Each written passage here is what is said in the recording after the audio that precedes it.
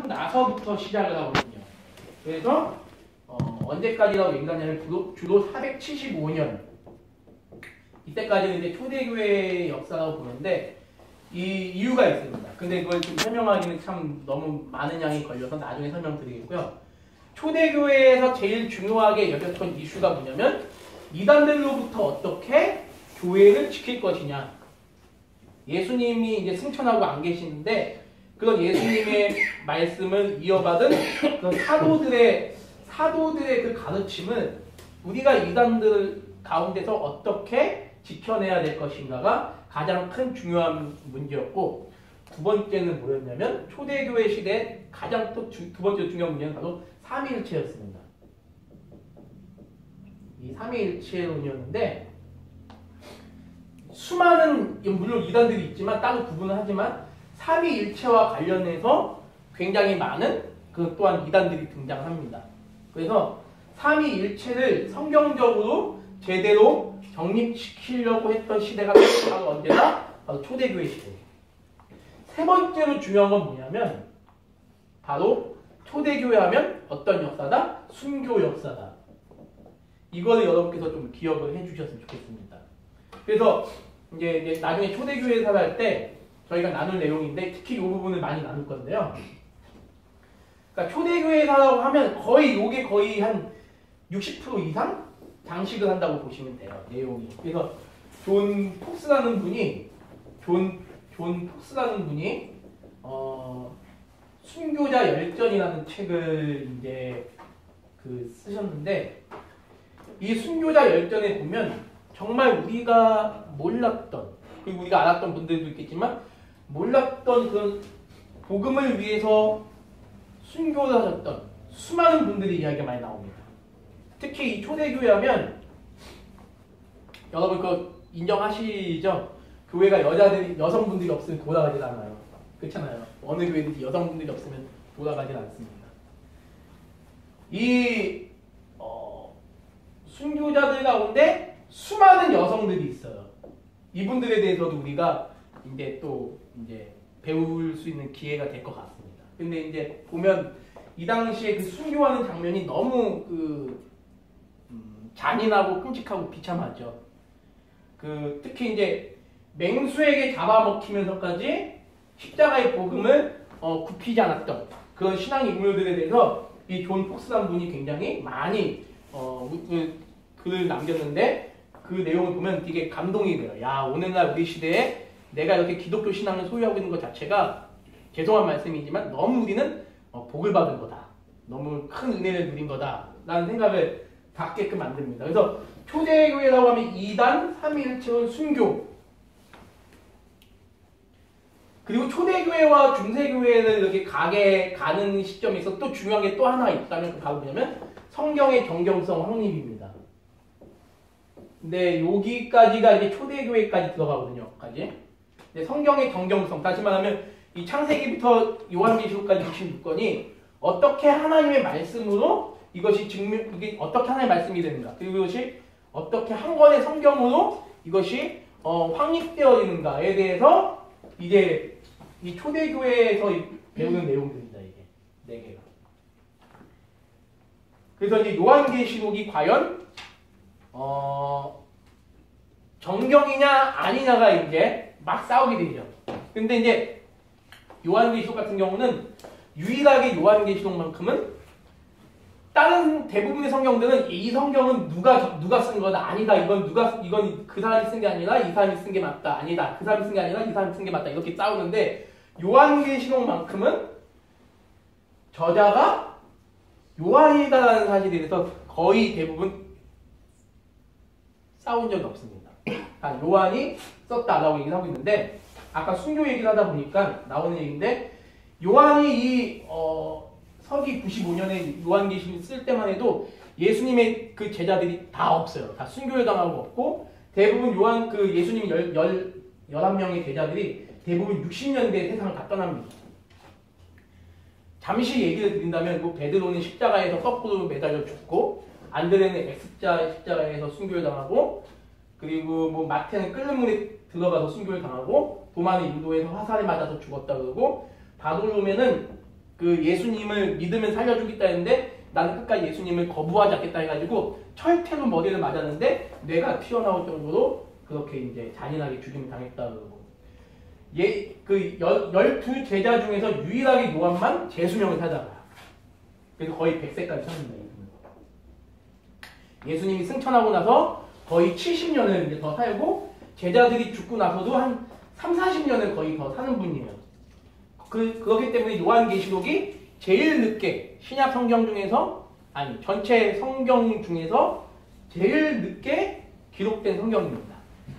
그러면 이제 요한이 이 성경을 기록할 때쯤 되니까 이제 반모섬에 이제 유배가 혼자서 외톨이가 되어 있는 그러니까 우리나라 말하면 여러분 위리안치가 뭔지 아시죠? 위리안치. 그래서 요한이 이렇게 있으면 요한이 거주한 데가 이렇게 있으면 여기 삥 둘러싸는 거죠. 요한이 못 나오게끔. 그리고 이 반모섬이라는 데는 사방이 그냥 다 바다입니다. 바다라서 요한이 도망갈 수가 없는 거예요. 그래서 요한이 여기서 이제 요한으로 이제 세상을 떠나게 되는데 이 요한이 말년에 이제 세상을 떠나기 얼마 전이죠. 이때 하나님께서 계시로 요한에게 환상을 통해서 앞으로 일어나게 될 일과 교회가 이제 겪게 될 고난에 대해서 환상을 보여주신 것이 바로 이 요한계시록의 내용입니다. 그래서 요한계시록이 우리에게 보여주는 내용은 뭐냐면 쉽게 말해서 우리에게 그러니까 많은 분들이 예전에 저 어릴 때만 해도 요한계시록 주제로 영화 같은 게 많이 나왔거든요. 뭐 7년 대환란, 뭐 세븐 사인 그런 내용들 보면 밤에 잠을 못 자요. 무서워가지고 저도 막 첫째 날은 막 하늘에서 붉은 말이 그 성경에 이제 나오잖아요. 이제 6장 여기 보면 오라 뭐가 오라는 거예요. 이제 하늘에서 막 재앙이 막 떨어져요. 첫째 날 막 붉은 말이 막 내려오니까 그 둘째 날은 뭐 이상한 말이 내려오고 셋째 날도 이상한 말이 내려와서 마지막 날 되니까 예수님 믿는 사람들이 다 죽어요. 그리고 고난을 막 당하는 그런 이제 영화, 굉장히 무섭게 만든 영화가 있습니다. 그 영화를 보면 잠이 안 와요. 야, 진짜 내일 예수님이 오면 어떡할까? 예수님 오면 야, 우리 다 휴거 당하는 거 아니야? 여러분이 휴거가 뭔지 아시잖아요, 그렇죠? 갑자기 막 걸어가고 있는데 아니면 애들이 학교에서 공부하고 있는데 갑자기 지붕 뚫고 막 올라가요. 지붕 뚫고 올라가고 그 자리에 남았던 나머지 사람들 갑자기 막 짐승처럼 돼가지고 막 변하더니 막 예수님 믿는 사람들을 막 잡아서 죽이려고 막 그래요. 막 드라큘라 같이. 그런 영화가 막 7년 대환란에서는 그런 영화를 만들었던 적이 있어요. 저 어릴 때만 해도. 그래서 이게 전부인 줄 알았어요. 야, 이게 진짜 성경이 7년 대환란 이런 거구나. 예수님 믿는 사람은 천국에 올라간 예수님이 덜 믿었던 사람들은 7년 동안 예수님 안 믿는 사람들한테 잡히지 않고 막 도망다녀요. 도망다니다가 걸리면 막 단두대에 끌려가서 죽고 막 그런 내용들. 근데 요한계시록을 제대로 아니까 이런 내용들이 다 그런 내용이 아니더라는 겁니다.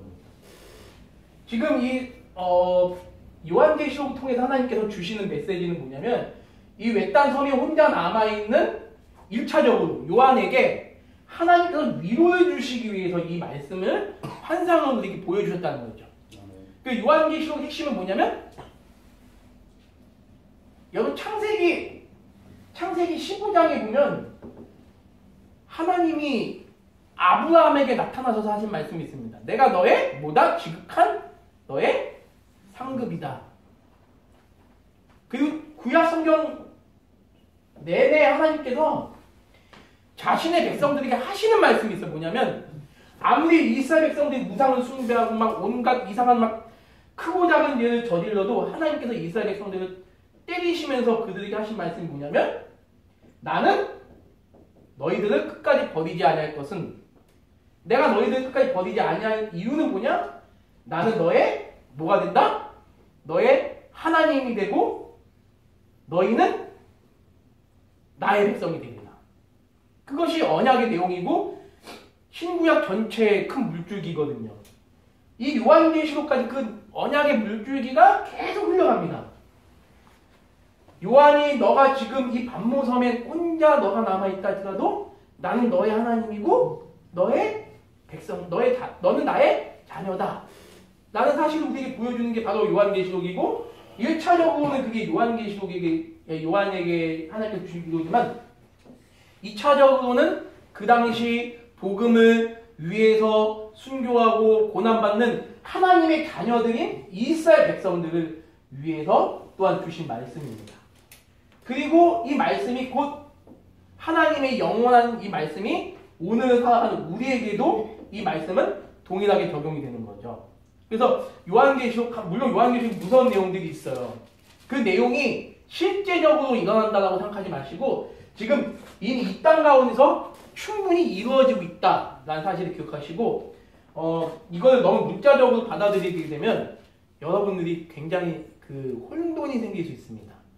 그 요한계시록에 있는 상징적인 의미들이 이 상징적인 의미들은 우리를 더 위로하고 더 성도로서의 그런 가치를 세워주려는 것이지 우리에게 좌절을 심어주거나 우리에게 나 죄를 많이 져서 나 천국에 못 가면 어떡해 이런 생각을 심어주려는 것이 아닙니다. 끝까지 예수님을 붙잡을 수 있도록 우리에게 힘을 더하는 말씀이에요. 이게 그래서 이 요한계시록에 보면 그 특히 1장 3절에 보면 이 예언의 말씀을 읽는 자와 듣는 자와 그 가운데 기록한 것을 지키는 자는 복이 있나니 때가 가까웠다. 이 때가 뭐죠, 여러분들? 이 때가 마지막 때를 의미하고 있습니다. 근데 지금 이 요한계시록이 쓰여진 시기가 95년이면 거의 2000년 전인데 그때도 마지막 때고 지금도 마지막 때란 거죠. 그럼 성도들은 그 신앙의 이제 초대교회를 여러분이 배우게 되면 이 초대교회의 그 기독교 박해가 언제까지 가게 되냐면 서기 313년까지 가게 됩니다. 서기 13년에 콘스탄티누스라는 황제가 기독교를 공인하기까지 무려 약 300년 동안 무서운 기독교 박해가 시작이 됩니다.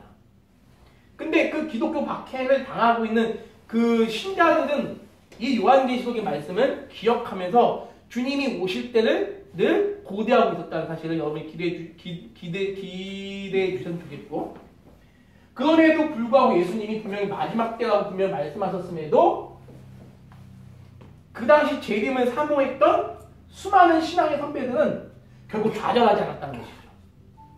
그 제가 여러분에게 말씀드리고 싶은 요지는 뭐냐면 그때도 말세고 지금도 말세지만 우리가 기억해야 될 신앙은 말세 신앙임과 동시에 현재를 살아가는 신앙. 우리는 동시에 추구해야 된다. 그래서 이상한 그 사이비 그 시한부 종말론을 보면 대부분 요것만 추구합니다. 근데 우리는 말세 신앙을 추구함과 동시에 어떤 신앙을 추구해야 된다? 현재를 살아가는 신앙을 추구해야 된다. 요한계시록은 절대 우리에게 야 예수님 마지막 때가 다가왔으니까 니네들 일 직장 다 그만두고 교회에만 붙어가지고 살아라 이거 얘기하는 것이 아니죠. 어떠한 상황 속에서도 우리는 주님이 언제 오실 줄 모르기 때문에 현재를 충실히 살아가는 삶을 살아야 된다 라는 사실을 우리에게 보여주고 있습니다.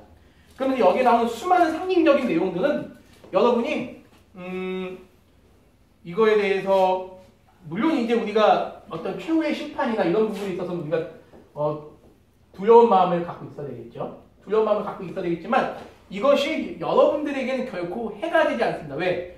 우리는 최후의 심판을 우리는 받지 않기 때문이죠. 우리가 이 요한계시록을 묵상하면서 우리가 생각해야 될 점은 바로 뭐냐면 이 말씀이 오늘날 교회 여러분이 섬기고 있는 우리 사랑가족교회뿐만 아니라 우리 한국 교회에 걸쳐서 하나님께서 우리에게 주시고자 하는 메시지가 무엇인가에 대해서 여러분께서 집중을 하셨으면 좋겠다는 생각이 듭니다. 무슨 첫째는 뗀다, 뭐 둘째는 뗀다, 셋째는 뗀다 이런 말씀이 많이 나와요. 그래서 7이는 뗀다까지 나오는데 성경에서 숫자라는 건 뭐냐면 7이라는 숫자는 뭐냐면 여러분들 잘 아시잖아요. 완전함을 얘기하고 있습니다. 완전함은 뭐냐면 성경에서 7인을 뗀다고 했을 때 그 7인을 뗀 건 뭐냐면 하나님의 역사는 완전한 역사다라는 거죠. 아무리 세상이 하나님을 부인하고 하나님의 그 역사하심을 부인한다 할지라도 반드시 세상은 하나님 안에서 시작이 되고 하나님 뜻 안에서 종결이 된다는 사실을 이 7이라는 숫자가 우리에게 보여주고 있습니다. 그래서 일곱 복민에 담긴 심판이라는 그 요한계시록 6장, 특히 요한계시록 6장에 보면 일곱이는 때는 내용이 나오는데 이거는 결코 무서운 내용이 아닙니다. 성도들에게는 지극히 큰 위로의 사건이 바로 6장의 내용입니다. 그리고 이제 여러분이 제가 한 5분만 하고 마치도록 할게요. 더 얘기해야 되는데 시간이 없어요. 14만 4천 명에 대한 개념을 여러분께서 이걸 너무 문자적으로 생각을 하지 않으셨으면 좋겠습니다. 선생님 더 하셔도 되는데. 배직하셔야 돼요. 14만 4천 명이라는 그 개념에 여러분 어떻게 생각을 하시나요? 14만 4천 명. 14만 4천 명에 대해서 여러분 혹시 나는 이렇게 생각하고 있다 라고 생각하는 분 혹시 계신가요? 지금 이 14만 4천 명에 대해서 신천지가 이거에 대해서 굉장히 지금 많은 한국교회 성도들을 거의 30만 명 가까이 이걸로 끌어갔죠. 근데 여러분 절대 넘어지지 마셔야 되는 게 뭐냐면 14만 4천 명은 그러니까 이걸 지금 설명하기 너무 긴데 구원받은 성도들의 총합을 얘기하고 있습니다. 영적인 총합을 얘기하고 있습니다. 보세요. 14만 4천 명이 나오려면 이스라엘 12지파를 다 계산해야 됩니다. 그래서 신천지 하면 다 지파가 있잖아요. 바돌로미 지파, 마태 지파 다 그런데 이게 다 그 14만 4천 명이 12를 나누면 몇 명이죠, 여러분들? 14만 4천을 12를 나누면? 여러분 이 12지파가 뭐냐면요. 모세오경에 나오는 그 12지파. 이 12지파의 개념을 여러분 제대로 아셔야 됩니다. 이 12지파는 뭐냐면 1차적으로는 구원받은 이스라엘 백성 전체를 말하고 있고 영적인 12지파는 뭐냐면 하나님의 선택을 받고 하나님의 성도가 된 저와 여러분 모두를 가르치는 거예요. 그래서 만약에 14만 4천 명만 구원을 받는다고 하면 더 이상 우리는 교회를 다닐 필요도 없고 예수님을 믿을 필요도 없습니다. 왜? 이미 14만 4천 명은 이미 채워졌기 때문에. 그쵸? 과거에 얼마나 많은 분들이 예수님 믿고 세상을 떠났습니까? 특별히 이때만 해도요. 놀라지 마십시오, 여러분들. 로마 제국에 의해서 순교를 당한 사람들이 얼마냐고 한다면요. 무려 1000만이 넘습니다. 이제 초대교회 할 때 이제 다 이제 같이 나눌 건데요. 그 초대교회 이 순교 이제 제가 특별히 이 부분에서 많이 얘기를 할 건데 이 순교에서 제일 중요한 게 뭐냐면 10대 박해예요. 10대 박해. 10대 박해 이거 유명합니다. 10대 박해가 있는데 로마 그 네로 황제부터 해가지고 그 콘스탄티누스 전까지 약 10대 황제에 있어서 각각 황제마다 박해가 하나씩 중요한 게 있습니다. 그래서 이걸 10대 박해라고 하는데요. 이때 죽은 그 우리 신앙의 선배들이 보니까 1000만 명이 넘어요. 그럼 14만 4천 명이면 우리는 이미 구원을 못 받죠. 그렇잖아요. 근데 신천지는 뭐예요? 영적인 14만 4천 명이 아니라 우리 육적인 14만 4천 명도 있다 해가지고 영적으로 14만 4천 명을 이미 뽑았고 지금 또 14만 4천 명을 또 뽑고 있는 거거든요. 근데 지금 신천지가 지금 23만 명이 됐습니다. 23만 명이 지금 넘었기 때문에 앞으로 한 5만 명 정도만 더 모이게 되면 예수님이 재림한다는 거거든요. 그리고 예수님이 재림하면 지금 신천지 전국 3만 명인데 5만 명만 더 모이면 우리는 뭐가 된다? 영생 불사하는 존재가 된다는 거예요. 신천지에서는. 그래서 이만희 교주도 세상을 절대 떠나지 않는다. 그리고 우리가 성경이 말하는 12지파다 이렇게 얘기를 하고 있는 겁니다. 근데 절대 여러분들 잘 들으시면 이게 전혀 말이 안 된다는 거 아시잖아요. 전혀 말이 안 되잖아요. 그 성경에 나오는 요한계시록에 나오는 이 14만 4천에 대해서 여러분께서 제대로 좀 보신다면 이 요한계시록이 결코 어려운 책이 아니구나. 난 사실 아실 거라 믿습니다. 그리고 마지막 하나만 더 얘기를 드린다면 숫자에 대해서 좀 얘기할 게 많은데 이 요한계시록에 나오는 숫자에 대해서 좀 얘기할 게 많은데 그거는 이제 좀 넘어가도록 하겠고요. 여기 보면 이제 요한계시록 17장부터는 어떤 내용이 나오냐면 이제 뭐 진노가 이제 나오죠. 대접의 심판, 뭐 여러 바벨론의 심판 이런 내용이 나오는데 16장까지는 거의 대부분보다 교회를 향한 사단의 공격이 얼마나 맹렬한가에 대해서 이제 보여주고 있고요. 17장부터는 뭐가 나온다? 17장부터는 하나님께서 이제 교회를 지금까지 핍박했던 사단과 그 종들을 이제 심판하시는 장면이 18장부터 나옵니다. 근데 이 심판이 또 여기서 또 아셔야 될 게 뭐냐면 이 심판이 미래에만 있어질 심판이 아니라 지금도 이미 진행되어지고 있다는 거예요. 진행되어지고 있는데 핍박이 먼저 이렇게 끝나고 그 다음에 심판이 이렇게 다시 시작된다 이게 아니라 지금 여러분들도 이미 핍박을 당하고 있다라는 사실을 기억을 해주셨으면 좋겠습니다. 우리가 지금 어떻게 보면 또 좀 편하게 신앙생활하는 거라고 얘기할 수도 있지만 이미 저와 여러분들은 이미 핍박 가운데 지금 살아가고 있어요. 이단이 등장하고 우리 시대에 이단이 얼마나 많이 있습니까? 이단이 등장하고 그리고 교회를 향한 어떤 제재가 조금씩 들어오고 그리고 불신자들이 있고 이 모든 것도 불신자들 가운데 또 교회가 처한 위치, 상황을 봤을 때 지금의 상황 역시 단순히 그냥 편한 상황이 아니라 역시 교회가 핍박을 당하고 있는 상황이구나. 근데 이 핍박을 당하고 있는 상황 속에서도 하나님께서는 우리에게 여전히 소망을 주시는 게 바로 뭐다? 아까 그 말씀입니다. 언약의 내용. 나는 너의 하나님이 되고 너희는 나의 백성이다. 너희는 나의 자녀다. 라는 사실로 우리는 오늘을 살고 지금도 살고 내일도 살 수 있다는 것이죠. 그래서 이 요한계시록이 주는 의미는 어떤 상황 속에서도 우리의 신앙을 굳건히 지켜나가기를 원하시는 하나님의 음성을 우리에게 보여주고 있다는 사실입니다. 그래서 이 요한계시록의 끝으로 모든 신구약 성경의 66권은 종결이 되는 거예요. 이게 언제 이걸 완전히 종결시킨 그 회의가 언제냐면 453년에 칼케돈 회의라는 그 회의입니다. 그래서 죄송합니다. 475년이 아니라 453년이죠. 여기까지 우리가 이제 초대교회의 역사를 이제 보게 되는 거죠. 그래서 오늘 요한계시록을 짧게 얘기를 드렸는데 읽을 때마다 여러분께서 이걸 읽을 때마다 이 요한계시록의 말씀이 이것이 각 장을 읽을 때마다 이것이 나를 향하신 하나님의 은혜의 말씀이구나, 위로의 말씀이구나, 격려의 말씀이구나 라는 사실을 기억하시면서 요한계시록을 한 장 한 장 읽어갔으면 좋겠다는 생각을 하게 됩니다.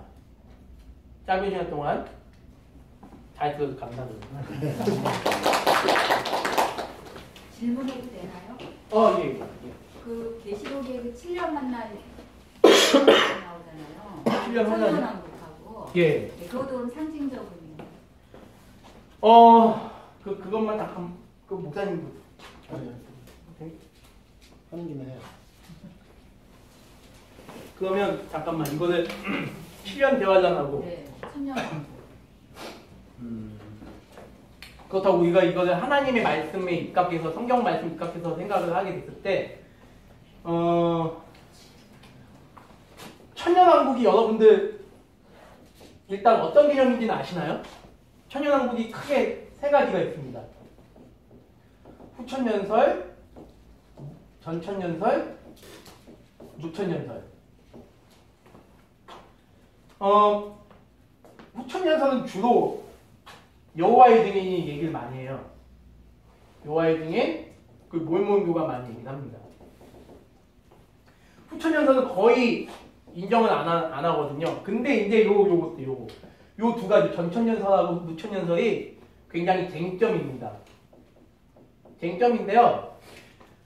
이걸 여러분이 기억하시면 될 것 같아요. 전천년설이나 후천년설은 이제 후와 전은 뭐냐면요. 여러분들 요 앞에 무슨 말이 있다고 생각하시면 되냐면 예수님 재림 후 천년설. 요거는 뭐가 되겠죠? 예수님 재림 전 천년설입니다. 자, 그러면 한번 예수님이 딱 재림을 했다고 한번 생각을 해보세요. 예수님이 재림을 딱 했어요. 재림을 하고 나면 우리의 신앙 고백은 뭐죠, 여러분들? 우리의 신앙 고백은 예수님 재림하고 나서 우리는 천국에 가는 게 맞잖아요. 근데 예수 재림 후 천년선은 뭐냐면 예수님 이 땅 지구에 예수님 딱 재림을 한 다음에 재림을 하고 나서 천년 동안 이 땅 가운데서 우리는 왕노릇을 한다는 겁니다. 왕노릇을 하고 나서 천년왕국이 끝난 다음에 싸우는 거예요. 누구와? 사탄을 따르는 종들과 싸우는 겁니다. 그걸 우리는 이제 아마겟돈 전쟁이라고 얘기를 하는 거예요. 그래서 천년 동안 왕노릇을 했다가 천년 후에 아마겟돈 전쟁에서 치열하게 피 흘리며 싸우는 게 이게 싸워서 우리는 이긴다. 이게 후천년설의 핵심입니다. 전천년설의 핵심은 뭐냐면 예수님 재림 전에 천년왕국이 이루어지는데 중요한 건 뭐냐면 예수님 재림 전에 천년왕국이 이루어지려면 어떤 확실한 증거가 있어야 될 거잖아요, 여러분들. 예수님 재림 전에 지금도 예수님이 재림하기 전이잖아요. 그럼 천년왕국이 언제부터 시작이 되냐는 거죠. 예수님 재림 전 천년왕국에서는 뭘 얘기하냐면 예수님의 재림이 2번 있다라고 얘기해요. 그래서 처음 예수님의 재림은 공중재림, 두 번째 재림은 지상재림, 땅에 예수님 아예 지상재림이라고 얘기를 해요. 이해가 되시죠? 무슨 말인지. 그러면 예수님 한번 공중에 재림했을 때 전 세계 사람들이 예수님이 재림한 걸 본단 말이죠. 그 다음에 수많은 사람들이 이제 휴거된 사람 휴거되고 땅에 남아있는 사람 땅에 남아있는 거죠. 그런데 이 전천년설에서 또 하나 어떤 얘기가 있냐면 아니다. 이 얘기 예수님이 공중에 재림했을 때 사람들은 절대 휴거되지 않는다. 그럼 뭐가 되느냐? 천년왕국이 시작이 된다는 거예요. 예수님이 공중에서 재림했을 때 천년왕국이 시작되고 나서 이 천년왕국 때 그동안 예수님 믿지 않았던 불신자들은 완전히 이 땅에서 쉽게 말해서 이제 그 충분한 심판을 받게 된다는 거죠. 심판을 받게 되고 예수님이 다시 이제 지상에 재림했을 때 완전한 하나님의 나라가 이루어진다라고 보는 게 이제 이게 전천년설입니다. 그럼 우리 입장은 뭐냐? 우리 입장은 우리는 무천년설을 얘기하고 있죠. 무천년설은 뭐다? 무천년설은 언제가 그러니까 천년왕국이라는 개념이 상징적이에요. 지금 저와 여러분이 지금 여기가 천년왕국이다. 왜? 우리 주님이 통치하고 계시기 때문에. 그 언제부터 천년왕국이다? 기한이 없는 거. 이건 천년이라는 숫자에 매이는 것이 아니라 예수님 오시고 나서 지금도 여전히 그때도 천년왕국이고 지금도 천년왕국이고 예수님 재림할 때까지 천년왕국이다 라는 개념이 무천년설입니다.